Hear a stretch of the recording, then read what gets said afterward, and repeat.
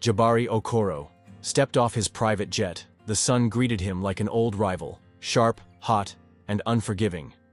He blinked against the glare, reached for his sunglasses, and adjusted them slowly. The corners of his lips curled into a sly smirk. "Home sweet setup," he muttered. A breeze didn't dare blow. The tarmac shimmered, and the air held its breath as the wealthy bachelor made his return. Jabari knew precisely what he was walking into. A man like him, single and loaded, wasn't just returning home. He was entering a lion's den with perfume and pretty smiles. "They'll roast and chew me like roadside suya if I'm not sharp," he whispered, dragging a designer suitcase behind him, wheels rolling with quiet elegance. His parents had made it clear. They wanted him to choose a wife from home. Jabari agreed in theory. But theory didn't match reality when your home had transformed into a stage filled with actors trying to win your heart and your bank account. How does a man find a good woman in a town where everyone's dressed like it's the finals of Miss Desperate Africa? He asked, stepping off the tarmac. He didn't even reach the parking lot before the performance began.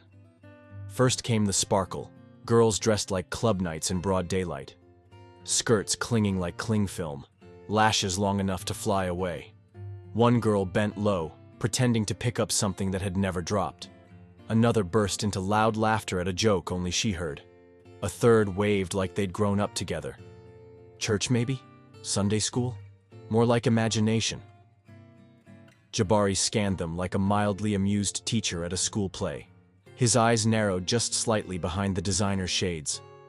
"A circus already," he muttered. "Should I clap or just walk past the ring?" And he walked, head high, shoulders squared, like a king ignoring peasants, or a zebra ignoring hyenas. "I'm not fresh meat, sisters. Try harder," he mumbled as one girl nearly twisted her ankle trying to sashay too close. He offered a courteous smile. Not an invitation, more like a polite wave from a train that's already left the station. With one fluid motion, he slid into the back seat of his black SUV. The driver didn't wait. The car rolled away, smooth as butter. But the town didn't need his presence to explode. The moment someone tweeted, "Jabari Okoro is home," things unraveled. Women dug out their best dresses. Hair salons doubled their prices. Prayer groups held emergency overnight services. One mother prayed over her daughter's head like she was an anointed offering. "Lord, confuse him into picking her, even by mistake. Let that mistake bless us." A neighbor screamed from her window, "If he marries my daughter, my grandkids will speak with an accent." The whole town began buzzing like bees trapped in a tin roof. Girls who once walked like broken umbrellas suddenly found balance. Mothers who banned jeans for their daughters were now shopping for the tightest pairs. "What's the point of morals when there's a billionaire on the line?" one woman said while buying crop tops on credit. Wigs flew off the shelves. Makeup artists worked overtime. Even pastors were indirectly hinting during sermons. "Daughters, be like Esther," one said, prepared for a king. But amidst the rising madness, one house stood still, silent, calm, unbothered. No borrowed wigs, no oil was poured at intersections, no fasting, just red wine and silence. The house of Madame Abena. She sat in her living room, legs crossed, wine glass in hand, like a general waiting for the war to begin. She did not need to panic. Why? Because she had Zuri, her daughter, her golden ticket, her investment. Zuri didn't need to fight. She didn't need to run. She didn't even need to compete. While the rest of the town twisted themselves into human decorations, she stayed in front of her full-length mirror, adjusting her gold hoops, applying lip gloss with slow, deliberate strokes. She was drop-dead gorgeous, and she knew it. Her mother, Madame Abena, called her the investment. Not out of love, but strategy. The return on beauty, etiquette training, and imported clothes had to be massive. Zuri's skin was the color of polished bronze. Her cheekbones cut high like royalty. Her long legs moved like they had their own mind. Her laugh, practiced, sweet, yet empty. She had learned how to laugh at jokes that weren't funny, how to smile even when she didn't mean it. Madame Abena would whisper, "Shine your eyes. I didn't raise you for a poor man to marry you by accident." Meanwhile, In the very same house, unnoticed by visitors, lived another girl. Amina. Nobody saw her, but everybody used her. Amina had no parents. Her mother died bringing her into the world. Her father followed 10 years later. On the day of her father's funeral, Madame Amina had appeared like a blessing. "She'll be like my daughter," she'd said with warm eyes and an arm draped over Amina's shoulder. The crowd clapped. "God will bless you," they'd said. But fairy tales fold fast when told by a liar. The moment Amina entered that house, the maid was kicked out. "No need," Madame said sweetly. "Amina can help around the house." By morning, Amina's new title was clear: unpaid servant. At 10 years old, she woke before dawn, scrubbed floors, fetched water, washed clothes she couldn't wear, and cooked meals she wouldn't taste. Zuri, at 12, lounged like a princess. Manicures, facials, charm school. Amina, 2 years younger, worked like a machine. Madame Amina never shouted. She delivered her cruelty with soft words. "Pray very well," she'd say. "When Zuri marries rich, you'll follow her, maybe as head housemaid." And then she'd laugh. Now, with Jabari back in town, the heat in Amina's life turned volcanic. No food, no rest, only fasting. Not for herself, but for Zuri. 3 days, no food, Madame ordered. "Pray that Zuri finds favor. That man is ours." By day, Amina cleaned like she was bleaching away sin. By night, she lay flat on the floor, praying for another woman's fairy tale. Zuri tried on gowns, measured her waistline, practiced hair flips. Amina ironed her outfits, shined her heels, and carried her perfume like it was holy water. Still, Zuri never said thank you. Then came the strategy. Tuesday evening, the day Jabari took his sunset walk.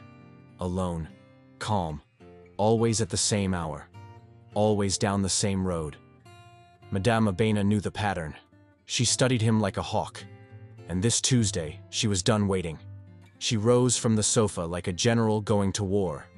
"Zuri, up, get dressed, we're going hunting." Zuri slid down the stairs minutes later. Hair laid, skin glowing, body wrapped in a satin gown that shimmered like moonlight. Behind her, 2 steps behind, came Amina, in a dull brown uniform, holding Zuri's slippers and water bottle. No makeup, no perfume, just tired eyes and cracked lips. But even in that state, something about her felt solid, whole, honest. They walked the path, one like a queen, one like her servant. And then, there he was, Jabari Okoro, in a soft, clean kaftan, earphones in, walking slowly, hands behind his back. He didn't notice them at first. He looked at the road like it was telling him stories. But then Madame Amina stepped forward. With a practiced smile and sugary tone, she said, "Good evening, Mr. Jabari. What an honor to meet you. I'm Madame Amina. And this," she waved like unveiling a statue, "this is my daughter, Zuri. Raised with grace, trained with class. She just came back from a women's leadership retreat." Jabari paused, removed one earphone. "Evening," he said, polite. Nothing more. Amina chuckled.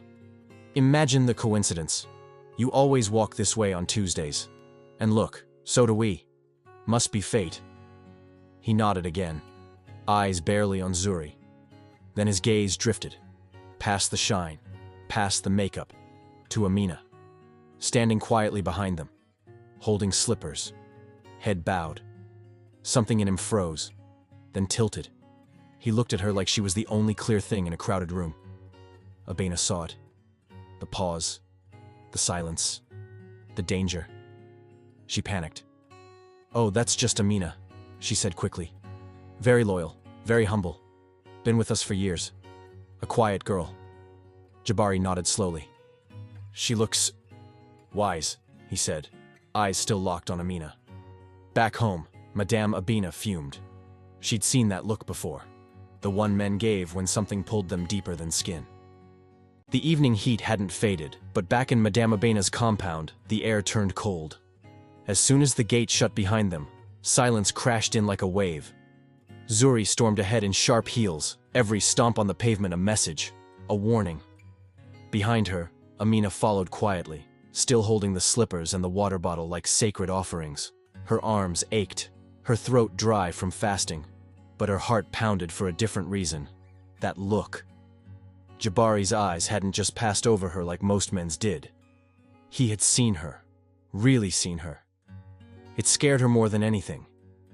Inside the compound, Madame Amina spun around. The storm was here. Her voice, calm at first, suddenly cracked like thunder. "Amina!" she snapped. Amina froze mid-step. "Come here." The girl walked slowly, carefully, her legs stiff with fear. Madame Amina folded her arms, her eyes sharp like broken glass. "Answer me clearly. No shaking, no lying, no blinking unless I say so." Amina's lips trembled. "Yes, Ma." "Why did Jabari look at you like that?" Amina's mouth opened, but no words came out. "Did you smile at him?" "No, Ma." Slap. Zuri's hand came flying out of nowhere, leaving a red mark across Amina's cheek. "You dare try to steal my spotlight?" she yelled, voice cutting like a blade. "That man is mine. What are you trying to do? Seduce him with your pitiful look?" Amina didn't respond. Her face turned to the ground. "Maybe he thought you were the house cleaner for his mansion," Zuri sneered. "That's your level anyway." Madame Amina burst out laughing, the kind of laugh that wasn't joy. It was cruelty. "Maybe you'll get lucky," she said sarcastically. "Maybe you'll scrub the palace floors in his house. That way, you can say you entered royalty too." Amina stood there, still, cheeks stinging, eyes stinging more. But she said nothing. Not a word. Because she knew. Anything she said would be twisted, mocked, used against her. But far across town, in a mansion wrapped in silence and wealth, Jabari stood on his balcony. The evening breeze rustled his white shirt. But he wasn't focused on the wind. He was thinking about Amina. "She's different," he said aloud. His bodyguard, Bako, stood nearby, silent, waiting. "I want everything about her," Jabari said. "Her name, where she's from, what she's doing in that house. I want to know her life like I know my own." Bako nodded once. Understood. By morning, Bako sat inside a black SUV parked near the open-air market, notebooks in hand, questions on his tongue. He spoke to a wrinkled fruit vendor who had seen every child in that neighborhood grow up. He spoke to a mechanic who lived just 3 compounds away from Madame Amina. A picture started forming. Amina wasn't just a maid. She was a prisoner dressed in house clothes. No family. No school. No salary. No childhood. Just endless chores. And silence. Back in the house, Amina had barely finished mopping the floors when Madame Amina barked again. "Go to the tailor's. Zuri's dress must be ready. If you delay, don't come back." Amina changed her clothes, wore her old slippers, picked up her faded bag, and left. She walked with her head down, as always, moving through the dusty streets like a shadow in daylight. And then, a man in a clean white shirt stepped out of nowhere. Calm face, gentle smile. "Are you Amina?" he asked. She paused. "Yes. Who are you?" "Don't be afraid. My name is Bako. I just want to know your story." Amina looked around. Her heart raced. "I don't know what story you're talking about," she whispered. "I know you live with Madame Amina. I know you're not her daughter. And I know someone important is very curious about you." She didn't reply. "If you ever need help," Bako said softly, "just keep this." He slid a small card into her pocket and stepped back. Before she could ask another question, he was gone. Amina looked around, tucked the card deep into her skirt, and walked on. That evening, in Jabari's mansion, Bako returned, a folder in hand. "She's not their blood," he said. "She's an orphan, taken in, turned into a worker. No education, no freedom. She's not a maid, she's trapped." Jabari sat back, fingers pressed together, eyes distant. "That girl's life," he murmured, "is a silent prison." Amina's steps back home felt heavier than ever. The fabric of her skirt clung to her skin with sweat and dust.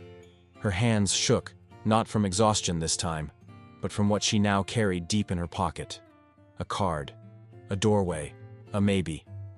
The compound gate was open. Madame Abina stood in the entryway with her arms folded, hips stiff, lips pursed. She had the posture of someone ready to fight. And she was. The moment Amina stepped past the gate, her voice tore through the air. "Who gave you that card?" Amina froze mid-step. "Ma, I don't know." "You don't know?" Madame Abena lunged forward. Her hand dove into Amina's pocket like a thief on a mission. She pulled out the card. Her eyes scanned the name. Then she laughed. A dry, ugly laugh, the kind that sucked the air out of a room. "Oh, so it's Jabari," she spat. "The same Jabari that has every mother in this town fasting? The same Jabari that girls dress like mannequins for?"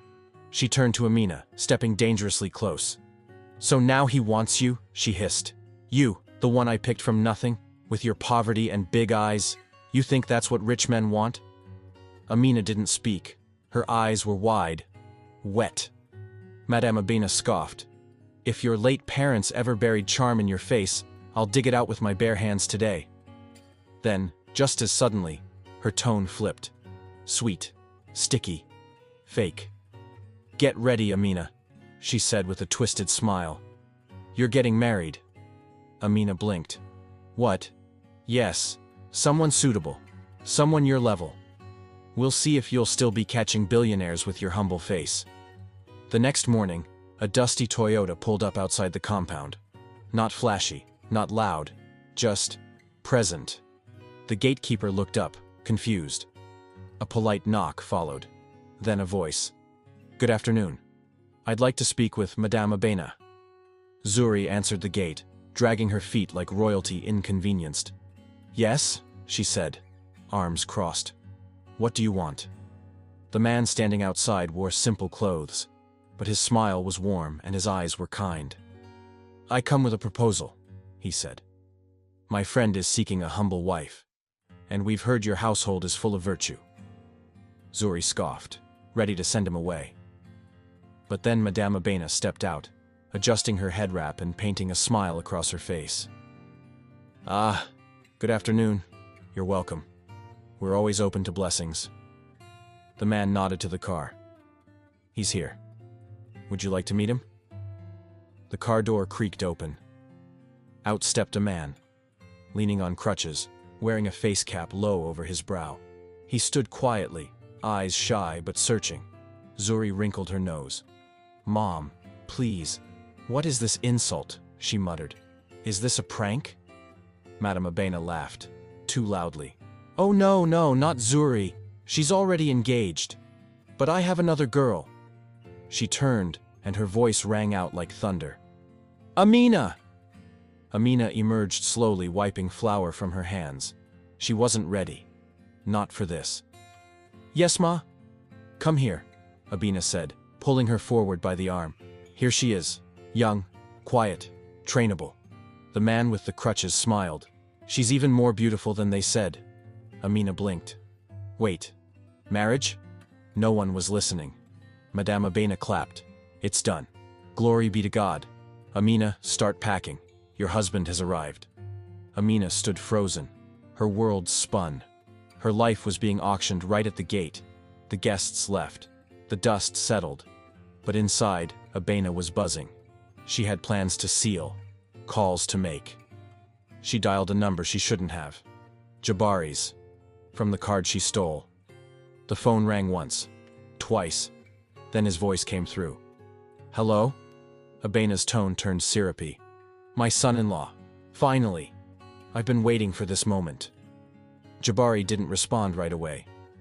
"I was thinking," she continued, "maybe you and Zuri could have dinner here. Bond a little. You two are meant to be." There was a pause. Then Jabari's voice. Calm. Clear. "With all due respect, madam, I never proposed to your daughter." Abena blinked. Her grip on the phone tightened. "In fact," he continued, "please stop spreading rumors. And please, let me make my own choices." He hung up. She stared at the phone, stunned. Then she quickly laughed. Ah, no. I just called to tell you that Amina's getting married. Small matter. On the other end, Jabari's voice dropped low. Oh? Should I attend? Abena laughed again, forced and bitter. No. She's just a maid. Not your level. No need. Jabari didn't reply. Just hummed. Noted. The line went dead. And with it, so did Madame Abena's confidence. If this story touched you even a little, don't forget to hit that like button. It really helps more people find stories that matter. And if you want more real, heartfelt stories like this one, you never know who you might help just by clicking that button. And if you've got thoughts, feelings, or even your own story, drop it in the comments. I'm always reading, always listening. Thanks for being here. See you in the next one.